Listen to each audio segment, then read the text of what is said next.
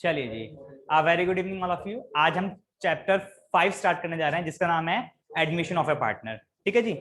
और good evening Kunal. चलो बेटा शोर नहीं, डालो टॉपिक, डालो फटाफट। Chapter number 5, chapter number 5, admission of a new partner. Admission of a new partner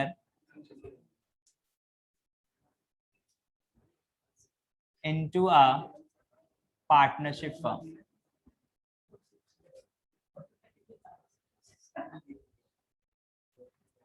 चलिए,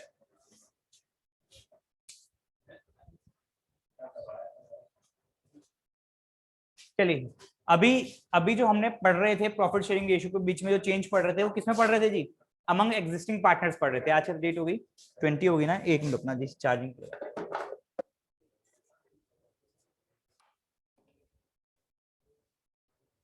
टॉपिक डालो फटाफट, डेट डालो, टॉपिक स्टार्ट करेंगे।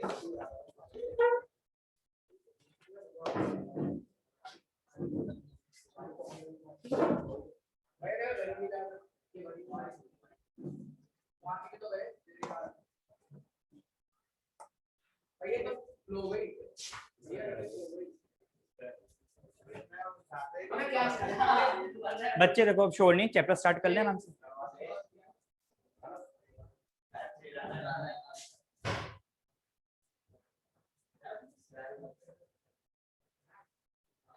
करें, चलो जी।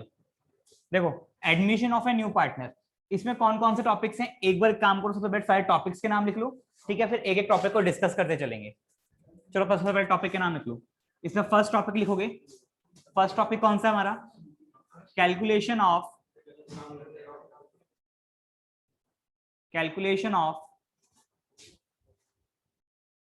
सैक्रिफाइसिंग रेशियो और न्यू रेशियो। ठीक है जी। इसमें सैक्रिफाइसिंग रेशियो निकालनी पड़ेगी और न्यू रेशियो निकालनी पड़ेगी। जैसे अभी हमने पिछले चैप्टर में सीरियल वाइज क्वेश्चन को सॉल्व किया था, ऐसे ही इस चैप्टर में भी हम क्या करेंगे, सीरियल वाइज क्वेश्चन को सॉल्व करेंगे इसी सीरीज में। तो सबसे पहले हम कैलकुलेट करेंगे सैक्रिफाइसिंग रेशियो या फिर न्यू रेशियो। सेकंड, इसमें हम ट्रीटमेंट करेंगे गुडविल की, ट्रीटमेंट ऑफ गुडविल। ठीक है जी। थर्ड पॉइंट होगा treatment of reserves and surplus, treatment of reserves and surplus. Fourth point लिखिए, treatment of accumulated losses. Fifth, revaluation account and revaluation expenses. Revaluation account and revaluation expenses.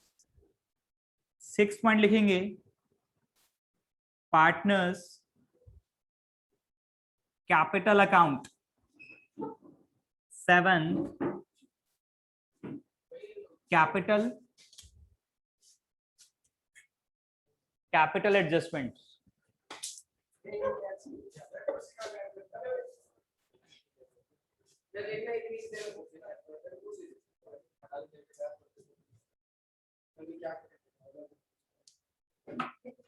लिखिए जी, capital adjustments और last 8 balance sheet. ठीक है। अभी एक बच्चा बोल रहा है इसमें नया क्या है? बेटा इसमें कुछ भी नया नहीं है, जो नए टॉपिक है वो बता रहा हूं, देख लो। देखो जी, देखो सुनो मेरी बात। कैलकुलेशन ऑफ सैक्रिफाइसिंग रेशियो या फिर न्यू रेशियो बिल्कुल सेम उसी तरीके से कैलकुलेट करेंगे जिस तरीके से हमने प्रीवियस चैप्टर में कैलकुलेट करी है। बस इसमें जो क्वेश्चंस हो जाएंगे थोड़े किस चीज के हो जाएंगे, एडमिशन के हो जाएंगे। उसमें पिछले चैप्टर में जो प्रॉफिट शेयरिंग रेशियो चेंज हो रही थी वो किस में हो रही थी? एग्जिस्टिंग पार्टनर्स में हो रही थी, कोई नया पार्टनर एडमिट नहीं हो रहा था। अब पार्टनरशिप फर्म में क्या हो रहा है, एक नया पार्टनर भी एडमिट हो रहा है, तो उसकी ट्रीटमेंट इसमें इंक्लूड हो जाएगी। बाकी बिल्कुल जैसे पिछले चैप्टर में तरीके से किया था, बिल्कुल सेम मेथड यहाँ पर भी अप्लाई होगा। ठीक है। गुडविल थोड़ी सी एंट्रीज चेंज हो जाएंगी, ठीक है, बाकी प्रीवियस वाला ही कॉन्सेप्ट चलेगा इसके अंदर। बाकी जो बिल्कुल प्योर जिसमें कुछ चेंज ही नहीं करना, वो कौन से टॉपिक्स है वो मैं आपको मार्क करवा रहा हूं इसमें। वो ये वाले कौन से रिजर्व्स एंड सरप्लस, तो इसमें लिख दो same as previous chapter, same as previous chapter, या आप लिख सकते हो सेम एज चैप्टर नंबर 4। कौन सा टॉपिक? रिजर्व एंड सरप्लस वाला, बिल्कुल सेम करना है, इसमें कुछ भी चेंज नहीं करना है। जो थोड़े बहुत चेंजेस होंगे वो मैं आपको कराऊंगा। थर्ड टॉपिक में कोई भी चेंज नहीं है, बिल्कुल सेम एज प्रीवियस चैप्टर वाला जो कॉन्सेप्ट लगे थे और तरीका बिल्कुल सेम है। उसके बाद ट्रीटमेंट ऑफ लॉसेस भी आप लिखोगे सेम एज प्रीवियस चैप्टर, जो पिछले चैप्टर में कॉन्सेप्ट्स और मेथड सीखे हैं बिल्कुल वही यहां पर भी फॉलो होंगे, कुछ भी चेंज नहीं है, ठीक है। 5% 1% भी चेंज नहीं है, बिल्कुल 100% पिछले चैप्टर वाला ही फॉलो होना है यहाँ पर। वहां की बात करता हूं मैं आगे, रिवैल्यूएशन अकाउंट और रिवैल्यूएशन एक्सपेंसेस पढ़ा था हमने पिछले चैप्टर में भी, तो यहां पर भी आप लिख लो same as previous chapter, same as previous chapter, यानी यहां पर भी हमें कोई चेंज नहीं करना, जो पिछले चैप्टर में कॉन्सेप्ट किए थे बिल्कुल सेम टू सेम 100% कॉपी है यहाँ पर, ठीक। उसके बाद करते हैं पार्टनर्स कैपिटल अकाउंट, तो बच्चे यहां पर भी आप लिख लीजिए सेम एज प्रीवियस चैप्टर,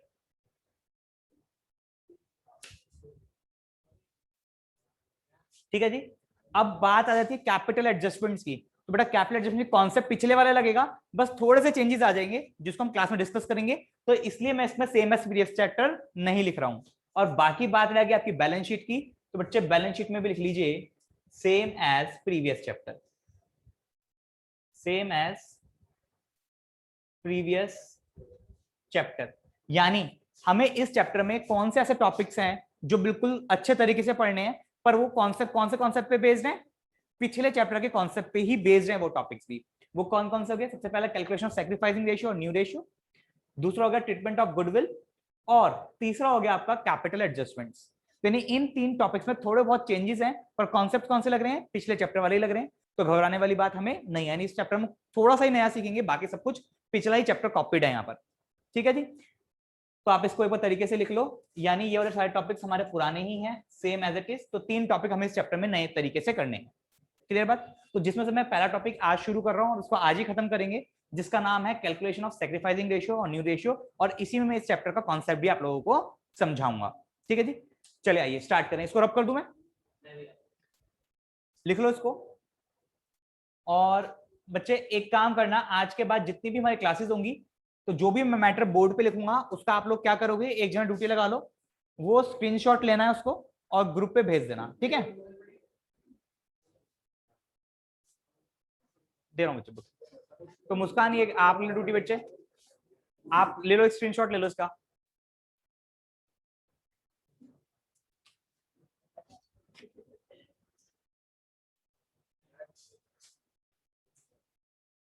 ठीक है जी, चलिए मैं इसको रब कर देता हूं बच्चे, आगे चलते हैं, आ जाओ।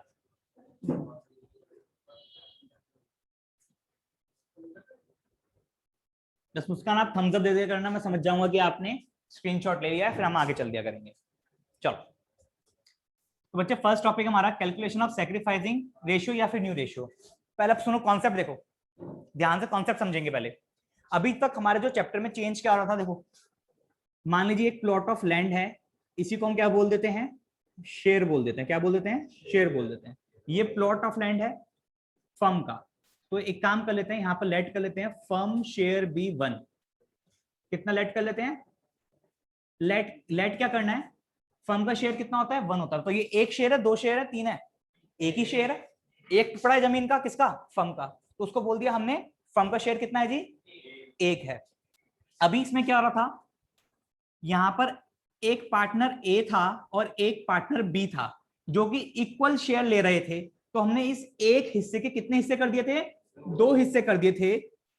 तो इसको जब मैंने ए को 2 हिस्सों में बांटा, तो इसमें ए का शेयर कितना हो गया था? 1 का हाफ हो गया था, ठीक है। और ऐसी बी का शेयर भी क्या हो गया था बच्चे? 1/2 हो गया था। यानी ए को मैंने 2 इक्वल पार्ट्स में बांट दिया, तो दोनों का शेयर क्या हो गया? आधा आधा हो गया। अब आप इसको 1/2 प्लस 1/2 करोगे तो फर्म का शेयर निकल के आ जाएगा पूरा 1, ठीक है ना। कैसे सर 1/2 प्लस 1/2, ये हो गया जी 2/2, तो ये हो गया 1। तो यानी कुछ भी कर लो, फर्म का शेयर हमेशा क्या निकल के आएगा, 1 ही निकल करके आएगा।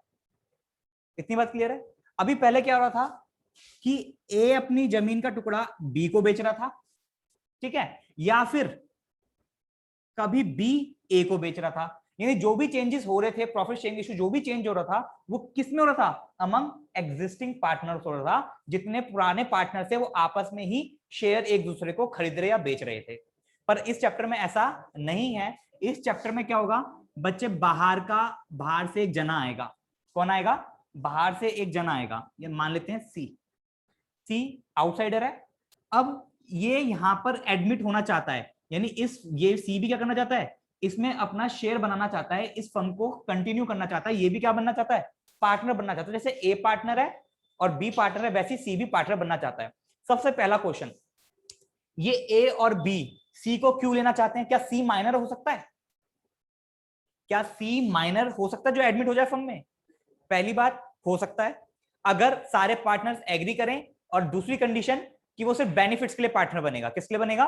बेनिफिट्स के लिए पार्टनर बनेगा। तो a minor can be admitted according to the provisions of Indian partnership act 1932, ठीक है। बाकी कॉन्ट्रैक्ट एक्ट के अकॉर्डिंग माइनर एडमिट नहीं हो सकता। तो पहला कॉन्सेप्ट आपको ये ध्यान रखना है।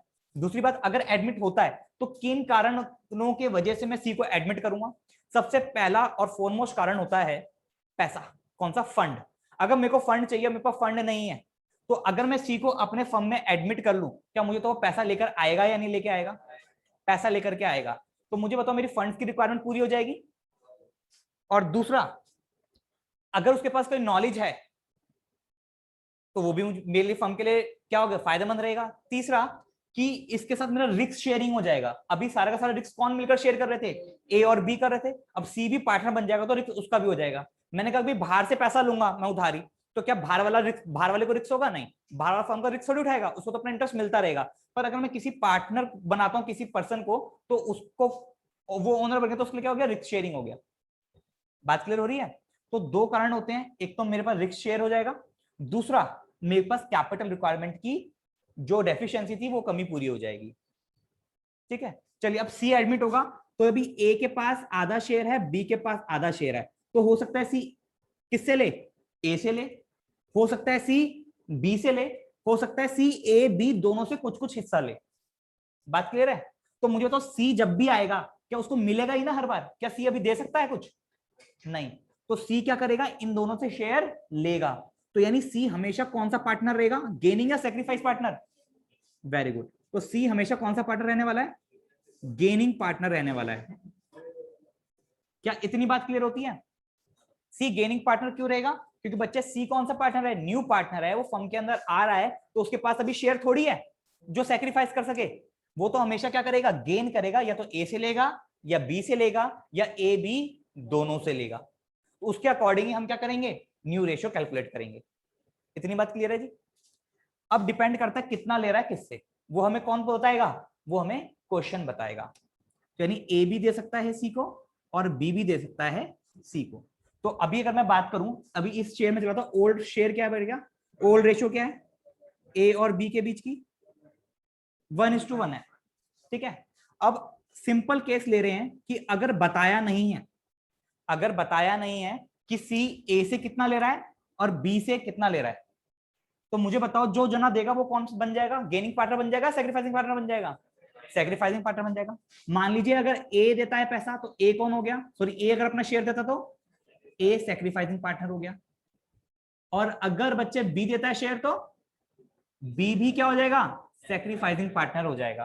तो बच्चे जो मेरे ओल्ड पार्टनर्स होते हैं, मोस्ट ऑफ द केस में कौन से पार्टनर्स होते हैं, सेक्रीफाइसिंग पार्टनर्स होते हैं। क्या सर ऐसा भी हो सकता है कि सी ए से तो ले ही रहा है और साथ में बी से भी ले ले? हो सकता है। क्या सर सी ले रहा है ए से, तो क्या ए बी से भी ले सकता है? ले सकता है, कुछ भी हो सकता है भाई, अपनी अपनी जमीन है, जैसे मर्जी किसी को भी खरीदो, किसी से भी खरीदो, किसी को भी बेचो। ठीक है, पर यह बात पक्की है कि सी हमेशा कौन सा पार्टनर रहेगा, गेनिंग पार्टनर रहेगा। तो ए बी आपस में भी खरीद बेच सकते हैं। ठीक है, यानी अब डीलिंग जो हमारी होगी, ए बी आपस में भी करेंगे और सी के साथ भी करेंगे। क्या इतनी बात क्लियर है? बट अगर हमें कुछ नहीं बताया गया कि इसने ए से कितना लिया और बी से कितना लिया, तो आप क्या मानोगे, क्या एज्यूम करके चलोगे? वेरी गुड, आप मानोगे इक्वली नहीं लिया होगा, ये मानोगे नहीं, आप मानोगे कि उसने ए बी दोनों से लिया होगा। कौन सी रेशियो में लिया होगा? उसकी प्रॉफिट शेयरिंग रेशियो में लिया होगा। बात क्लियर है? यानी आप यहां पर पॉइंट बनता है, if nothing is said, if nothing is said, कुछ नहीं बताया गया अबाउट द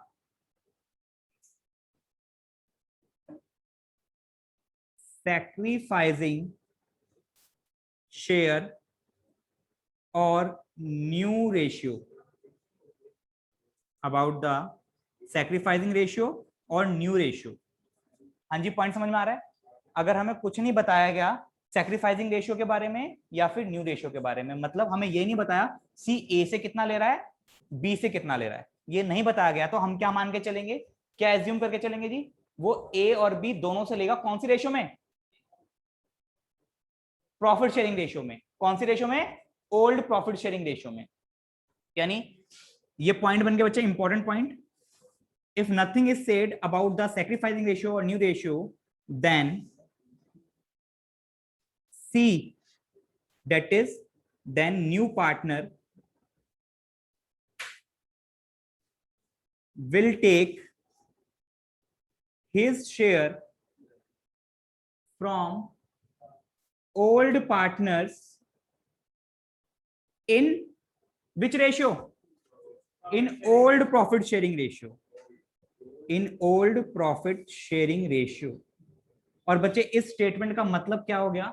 इस स्टेटमेंट का मतलब हो गया हमारी जो ओल्ड प्रॉफिट शेयरिंग रेशियो होगी वो किसके बराबर हो जाएगी जी? सैक्रिफाइसिंग रेशियो के बराबर हो जाएगी। ठीक है जी, हमारी ओल्ड प्रॉफिट शेयरिंग रेशियो किसके बराबर हो जाएगी? सैक्रिफाइसिंग रेशियो के बराबर हो जाएगी। यानी कौन से केस की बात कर रहे हैं? जब हमें यह नहीं बताया गया हो कि कौन पार्टनर कितना सैक्रिफाइस कर रहा है। ठीक है, तो कौन सी रेशियो जाएगी? ओल्ड रेशियो ही हमारी सैक्रिफाइसिंग रेशियो कहलाएगी। अब इसको बात को प्रूफ करने के लिए हम क्या ले लेंगे? एक एग्जांपल ले लेंगे। ठीक है जी, चलिए मुस्कान एक बार इसका स्क्रीनशॉट ले लो, मैं एग्जांपल ले लेता हूं।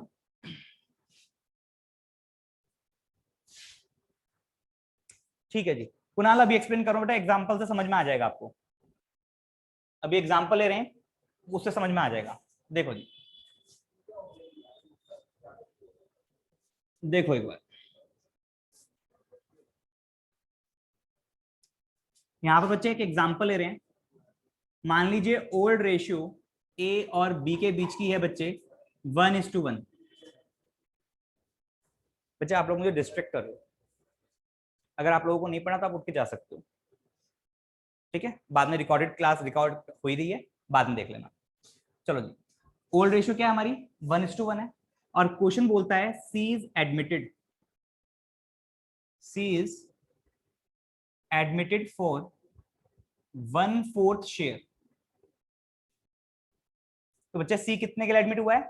1/4 शेयर के लिए एडमिट हुआ। सिर्फ इतना क्वेश्चन दे रखा है, नहीं कौन सा क्वेश्चन हो गया? सिंपल क्वेश्चन हो गया। क्या मुझे इस क्वेश्चन में ये बताया कि सी ने ए से कितना लिया है? नहीं बताया। क्या मुझे ये बताया सी ने बी से कितना लिया है? नहीं बताया। तो यानी मैं क्या मानूंगा इस केस में? क्या एज्यूम करूंगा कि सी ने ए और बी दोनों से लिया है। किस रेशियो में? ओल्ड प्रॉफिट शेयरिंग रेशियो में। और ओल्ड प्रॉफिट शेयरिंग रेशियो क्या है यहाँ पर? 1:1 है। सिंपल सी असम्पशन है। ठीक है, जिस केस में कुछ नहीं बताया गया होगा, जिस क्वेश्चन में कि भाई सी ने किससे कितना शेयर खरीदा है, तो मैं मानूंगा कि उसमें ए और बी दोनों से लिया। किस रेशियो में? ओल्ड प्रॉफिट शेयरिंग रेशियो को। अब इसको हम सॉल्व करके देख लेते हैं, एक प्रूफ करते हैं। इसके दो तरीके से इसको सॉल्व कर सकते हैं। किस तरीके से सॉल्व कर सकते हैं? दो तरीके से सॉल्व कर सकते हैं। ऑल्टरनेटिव 1, सबसे पहले ऐसे आप लिखेंगे सी का शेयर क्या है जी? 1/4 शेयर है। सी को टोटल कितना मिलना है? 1/4 मिलना है। किस किस से लेगा जल्दी बताओ? ए और बी दोनों से लेगा। अभी हमने बोला, कुछ नहीं बोला गया होगा तो हम क्या मानेंगे? ए और बी दोनों से लेगा। तो वो किससे लेगा सी अपना शेयर? ए से भी लेगा और बी से भी लेगा। अब ए और बी से किस रेशियो में लेगा? ओल्ड रेशियो में लेगा, 1:1। यानी यही हमारी क्या हो जाएगी? सैक्रिफाइसिंग रेशियो होगी। सिंपल केस में ये बताया था ना मैंने, ओल्ड रेशियो किसके बराबर हो जाएगी, सैक्रिफाइसिंग रेशियो में बराबर हो जाएगी। तो यानी ए कितना लेगा, ए से अपने शेयर का 1/2 लेगा, है ना, क्योंकि क्या है 1/2 है, और बी से भी कितना लेगा, 1/4 का 1/2 लेगा। तो बच्चे निकल के क्या आया, ए ने इतना शेयर सी को दिया है, तो ये ए का क्या हो गया, सैक्रिफाइसिंग शेयर हो गया। बी ने इतना शेयर किसको दिया है, सी को दिया है, तो ये बच्चे ये बी का क्या हो गया, सैक्रिफाइसिंग शेयर हो गया। तो मुझे बताओ कि मेरे पास 2 सैक्रिफाइसिंग शेयर आ गए, तो अगर मैं सैक्रिफाइसिंग रेशियो निकालूंगा तो क्या 1:1 आ जाएगी, नहीं आ जाएगी, क्योंकि सैक्रिफाइसिंग शेयर कितना आ रहा है 1/8 और इसका भी कितना आ रहा है 1/8, तो 1/8 रेशियो क्या बनेगी 1:1। हाँ हाँ, तो अपने शेयर का आधा इससे लिया ए से और आधा लिया बी से। कहां पर, दोनों से बराबर बराबर तो लेगा ओल्ड प्रोफिशिएंट रेशियो में, ठीक है, क्लियर है बात। तो बच्चे मुझे अब यहाँ पर क्या, मुझे बताओ, अभी हो जाएगा क्लियर, भी करता हूँ। ओल्ड ओल्ड रेशियो है मेरे पास, ठीक है, और मेरे पास सैक्रिफाइसिंग शेयर भी है, तो क्या मैं न्यू शेयर बना सकता हूँ, नहीं बना सकता, बन जाएगा। जैसे न्यू शेयर कैसे बनेगा, बोलो जी, बोलो जी, न्यू शेयर कैसे बनेगा। न्यू शेयर का फॉर्मूला बताया था आपको, ओल्ड शेयर प्लस में गेनिंग शेयर माइनस में सैक्रिफाइसिंग शेयर। अब ले लेते हैं यहाँ पर ए का भी, बी का भी और सी का भी। जब बताना इनका ओल्ड शेयर कितना है तीनों का, ए का ओल्ड शेयर कितना है जी 1/2, बी का कितना है 1/2, सी का कितना है 0। सी का तो कोई शेयर नहीं था ना, ये पैटर्न थोड़ी था पहले हमारे पास।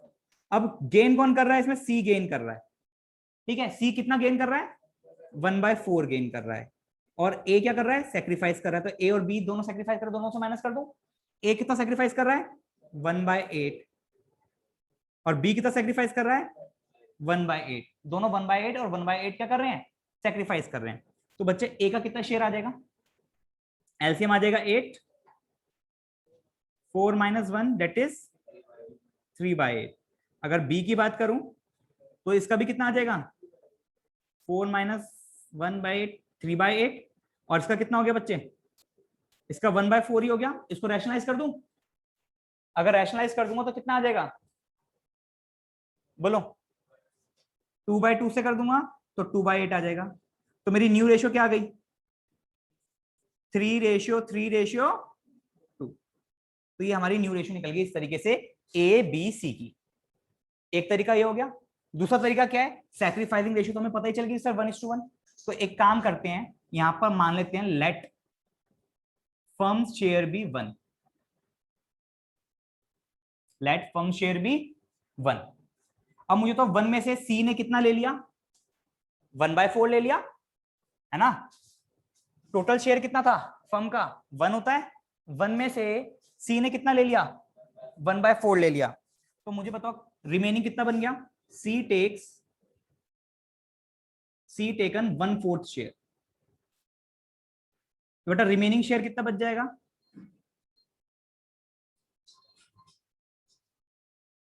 रिमेनिंग शेयर कितना बच जाएगा 1 में से सी के पास चला गया 1/4, तो रिमेनिंग शेयर कितना बच गया 3/4। अब ये 3/4 किसका होगा, ए और बी का बचा होगा, नहीं बचा होगा भाई, टोटल था 1 में से सी ने कितना ले लिया 1/4 ले लिया, तो बचा 3/4। 3/4 किसका होगा, ए और बी दोनों का होगा, तो बच्चे ए और बी दोनों में बांट देंगे इसको, तो डायरेक्ट ए का न्यू शेयर निकल जाएगा और बी का भी न्यू शेयर निकल जाएगा। किस रेशियो में बांट दूं, उनकी ओल्ड प्रॉफिट शेयरिंग रेशियो में, ठीक है ना, ओल्ड प्रॉफिट शेयरिंग रेशियो में लेंगे, जो कि क्या है 1/2 और 1/2। बच्चे कितना आ गया 3/8 और 3/8। और न्यू रेशियो निकालने के लिए मैं तीनों के न्यू शेयर लिख देता हूं साथ में, A/B/C।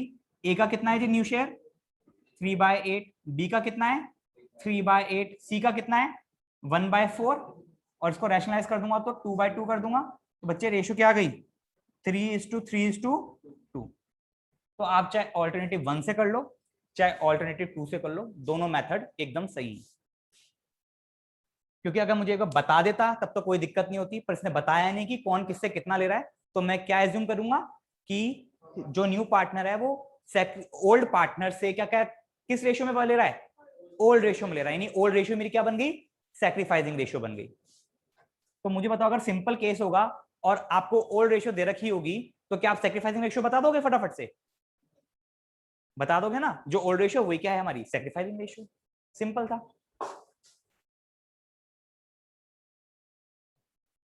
एक मिनट, मुस्कान ठीक है बच्चे, बता दो दोबारा, एक बार दोबारा क्लियर करता हूं। देखो एक और एग्जांपल लेते हैं, उससे क्लियर कर देता हूं मैं, ठीक है। इसका स्क्रीनशॉट ले लो मुस्कान एक बार, बिल्कुल सेम टू सेम एक एग्जांपल और ले लेते हैं और आप लेकर के देखना, आप बताना सॉल्व करके, ठीक है। ये मैं रब कर रहा हूं, देखते हैं कौन बताता है आंसर। कोई बात नहीं, मैंने स्क्रीनशॉट ले लिया, अब देख के लिख लेना। कोई नहीं, आप दूसरा करो, ये लो जी दूसरा क्वेश्चन करो। एक और एग्जांपल लेते हैं। देखो बच्चे x और y हैं, ठीक है, इनका बीच का रेशियो है 3:2, ठीक है जी। इनका बीच का रेशियो क्या है, 3:2 है। यहां पर z is admitted, z admit हो रहा है for 1/5 share in the firm. बेटा कितने शेयर के लिए एडमिट हो रहा है, z 1/5 शेयर के लिए एडमिट हो रहा है। तो इस क्वेश्चन को सॉल्व कैसे करेंगे, हमें निकालना क्या है, कैलकुलेट करो new ratio and sacrificing ratio. अब मैं आप लोगों से सिंपल पूछता हूं, क्या मुझे इसमें बता रखा है कि जो z 1/5 के लिए एडमिट हुआ है वो x से कितना ले रहा है और y से कितना ले रहा है, नहीं बताया। बताया क्या, नहीं बताया। क्या इसमें ऐसा बताया कि x z को इतना दे रहा है, y इतना दे रहा है, नहीं बताया। तो क्या मुझे इसमें अपने आप से एज्यूम करना पड़ेगा, क्या एज्यूम करना पड़ेगा कि वेरी गुड दोनों से ले रहा है, किस रेशियो में, ओल्ड रेशियो में, यानी किस रेशियो में, 3:2 रेशियो में। यानी अगर मेरी ये ओल्ड रेशियो क्या थी, 3:2 थी, तो मेरी बच्चे सैक्रिफाइसिंग रेशियो भी क्या आ जाएगी, 3:2 आ जाएगी। अब ये 3:2 क्यों बनी, क्योंकि यहां पर मैंने क्या किया, एज्यूम किया है। ये क्या किया है, एज्यूम किया है कि जो ओल्ड पार्टनर्स हैं वो सैक्रिफाइसिंग पार्टनर्स बन जाएंगे दोनों के दोनों, ठीक है। यानी ओल्ड पार्टनर्स ही सैक्रिफाइस करेंगे किस रेशियो में, ओल्ड रेशियो में, यानी old ratio is equals to sacrificing ratio. तो ऐसे केस में इस क्वेश्चन को कितने तरीके से कर सकते हैं, दो तरीके से कर सकते हैं। तो दोनों तरीके से करके देखते हैं एक बार। सबसे पहला तरीका ऑल्टरनेटिव 1। अच्छा ये वाला तरीका ना, जो ऑल्टरनेट 2 कराऊंगा वो आप किस में करना, सिर्फ और सिर्फ सिंपल केस में ही करना। फर्म शेयर जो मानते हैं ना, लेट फर्म शेयर भी 1, वो किस में करना, सिर्फ और सिर्फ सिंपल केस में ही करना, तो आपके लिए कंफर्टेबल रहेगा ज्यादा, ठीक। देखो पहले मैं सिंपल वाला करवा दूं, ऑल्टरनेटिव 2। सिंपल सी बात है, यहां पर क्या कर लो, फर्म का शेयर क्या कर लो, लेट 1 मान लो। जैसे आप x मानते हो, यहां पर हम फर्म का शेयर क्या मान लेंगे, 1 मान लेंगे। Let firm share B 1। बच्चे अगर फर्म का शेयर 1 है तो फर्म ने 1 में से कितना दे दिया, z को 1/5 दे दिया। तो बेटा z टेकन 1/5 शेयर, फर्म का 1/5 ले लिया, तो बच्चे रिमेनिंग शेयर कितना बच गया, फर्म का शेयर 1 था, उसमें से 1/5 फर्म ने ले लिया, सॉरी जेड ने ले लिया, तो जो बच गया वो किसका बच गया, एक्स और वाई का बच गया, कितना 4/5 बच गया। तो ये 4/5 आपस में बांट लेंगे, जो बचा कुछ है, कौन कौन, एक्स और वाई। ये लीजिए एक्स और वाई को मिल जाएगा। तो एक्स को कितना मिल जाएगा, 4/5 का किस रेशियो में बांट लेंगे, अपनी ओल्ड रेशियो में बांट लेंगे, जिस रेशियो में वो शेयर करते हैं। क्या रेशियो इनकी 3:2 है, ये लो जी 3:2 है ओल्ड रेशियो, इसमें बांट लेंगे। तो 4/5 का 3/5 एक्स ले लेगा और 4/5 का 2/5 वाई ले लेगा। तो बेटा ये क्या आ गया, न्यू शेयर आ गया। ये क्या आ गया, डायरेक्ट न्यू शेयर आ गया। तो एक्स का न्यू शेयर क्या हो गया, 12/25 और वाई का कितना हो गया जी, 8/25। तो अब मैं यहां पर न्यू रेशियो लिखूंगा, तो न्यू रेशियो का मतलब क्या होता है, सभी के न्यू शेयर। तो new share of x is to new share of y is to new share of z। तो x का न्यू शेयर क्या है, 12/25 इज टू y का कितना है, 8/25 और z कितने के लिए हुआ था, 1/5 के लिए। तो मुझे नीचे क्या चाहिए होता है, डिनोमिनेटर सेम चाहिए होता है, तो इसके लिए 5/5 से रैशनलाइज कर दूंगा। तो क्या रेशियो आ जाएगी, 12:8:5। तो बच्चे ये मेरी क्या बन गई, न्यू रेशियो बन गई। क्या ये बात क्लियर हुई नहीं हुई? कुणाल वेरी गुड, कुणाल ने आंसर पहले दे दिया था मेरे को। क्लियर बात, समझ में आया नहीं आया बेटा? क्लियर है, ठीक है मुस्कान। अब देखो ऑल्टरनेटिव 1, ये कौन सा है? सिंपल केस के लिए लगाना ऑल्टरनेटिव 2 ज्यादातर। कौन से केस के लिए लगाओगे?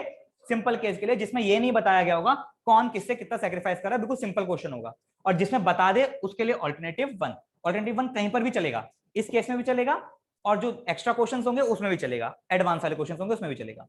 चलिए इसमें देखते हैं इसमें क्या करेंगे ना, कि पहले जो ले रहा है उसका नाम लिख दो। कौन है? जेड। जेड कितना ले रहा है? 1/5 से ले रहा है। तो बच्चे हो ना हो या तो एक्स से ले रहा होगा या वाई से ले रहा होगा, क्योंकि इस क्वेश्चन में कुछ भी गिवन नहीं है तो हम क्या मानेंगे, एक्स और वाई दोनों से ले रहा है। तो मैं कि यहां पर देख लेता हूं एक्स से कितना ले रहा है और वाई से कितना ले रहा है। तो मैंने कहा जी एक्स और वाई से लेगा, किस रेशियो में लेगा? ओल्ड रेशियो में लेगा। यानी ओल्ड रेशियो क्या है यहाँ पर? मेरी सेक्रीफाइसिंग रेशियो है। तो अपने शेयर का 1/5 का ओल्ड, यहाँ पर सेक्रीफाइसिंग शेयर क्या है, सेक्रीफाइसिंग रेशियो, वो भी 3:2 ही है। ठीक, कितना लेगा? तो सेक्रीफाइसिंग शेयर आ जाएगा। यानी एक्स ने कितना दिया होगा? 1/5 का 3/5, और वाई ने कितना दिया होगा?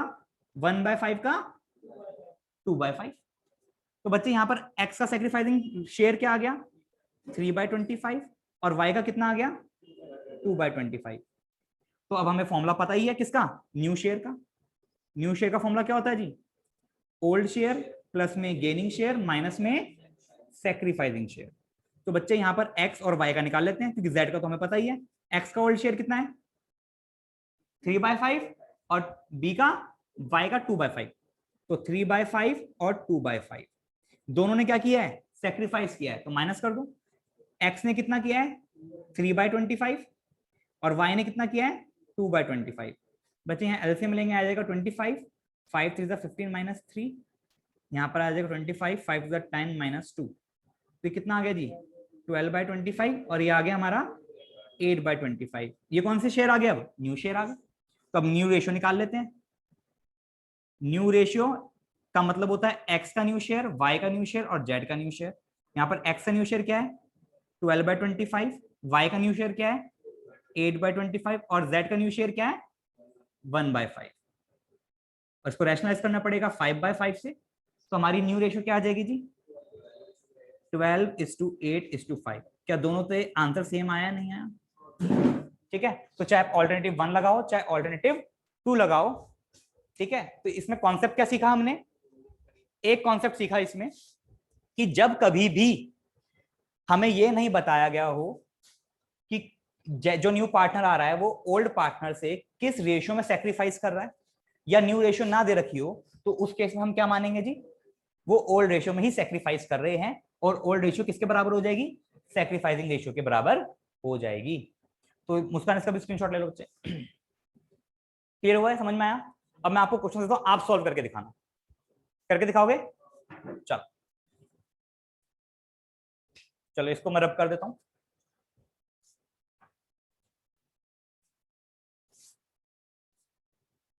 अब कुछ नहीं है, सिर्फ इसमें इतना ही था। अब मैं सिर्फ क्वेश्चन दूंगा और आपको सॉल्व करके दिखाने हैं। जो मेन कॉन्सेप्ट था यही था। अब तो बस आपको लैंग्वेज समझनी है, ठीक है ना? क्या समझनी है? क्वेश्चन की लैंग्वेज। कौन किससे कितना ले रहा है, कौन किसको कितना दे रहा है। इसमें भी ऑफ और फ्रॉम वर्ड पे आपको ध्यान देना है। ऑफ का मतलब का, और फ्रॉम का मतलब से, ठीक है ना? और ऑफ का मतलब मैंने मल्टीप्लाई भी बताया था, तो उस चीज को भी आप ध्यान रखेंगे। क्वेश्चन लेते हैं, एक एग्जांपल और लेते हैं। लिखिए जी, एक्स वाई जेड 3 पार्टनर्स हैं जिनके बीच का रेशियो है 5:3:2। क्या रेशियो है? 5:3:2। W इज एडमिटेड फॉर, अब W एडमिट हुआ है फॉर 1/10 शेयर। W कितने के लिए हुआ है? 1/10 शेयर के लिए एडमिट हुआ है। चलिए पहला क्वेश्चन सिंपल ही लेते हैं, और कुछ भी नहीं कहा क्वेश्चन में। आपको क्या करना है? कैलकुलेट करना है sacrificing ratio and new profit sharing ratio. तो बच्चे मुझे बताओ, क्या इसमें बताया कि W एडमिट हुआ तो किससे कितना ले रहा है? नहीं बताया। तो बच्चे इसमें मेरी सैक्रिफाइसिंग रेशियो क्या डायरेक्ट आपको दिख रही है? क्या है? 5:3:2। ये क्या है? मेरी ओल्ड रेशियो है। क्योंकि इस क्वेश्चन बहुत सिंपल है, इसमें कुछ नहीं कहा गया, तो ओल्ड रेशियो मेरी क्या बन जाएगी? सैक्रिफाइसिंग रेशियो बन जाएगी। यानी इस केस में मैं सीधा आंसर सैक्रिफाइसिंग रेशियो दे सकता हूं 5:3:2। तो एक नंबर में आ गया। तो क्वेश्चन सॉल्व करने बैठोगे या डायरेक्ट बता दोगे? डायरेक्ट बता देंगे, ठीक है ना। पर कंडीशन क्या है?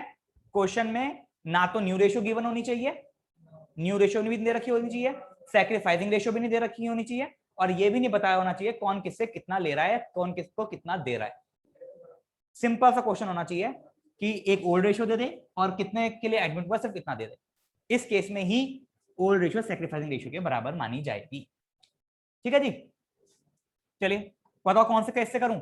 1 वाले से करूं, दूसरे मतलब ऑल्टरनेटिव 1 या 2? यानी जिसमें फर्म का शेयर 1 मानते हैं, है ना। ये देखो, लेट फर्म्स शेयर बी 1, ठीक है।